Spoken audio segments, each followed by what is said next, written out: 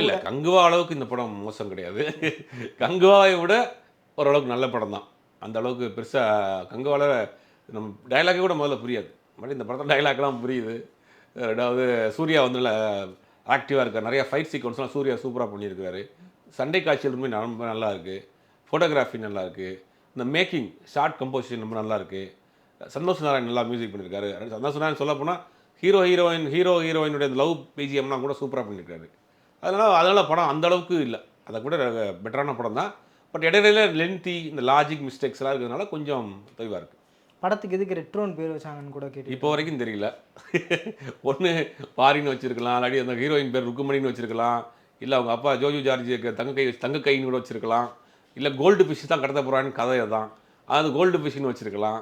எதுக்கு ரெட்ரோன்னு வச்சாங்கன்னு இப்போ வரைக்கும் நானும் படம் முடிஞ்சு டைட்டில் கார்டு போட்டு ஸ்க்ரீன் ஆஃப் பண்ண வரைக்கும் பார்க்குறேன். ஏதாவது ரெட்ரோன்னு ஏதாவது கடைசியிலயாவது ரெட்ரோக்கு ஏதாவது மீனிங் சொல்லிருவீங்களா அப்படின்னு பார்த்தா ஒன்னையும் காணோம்.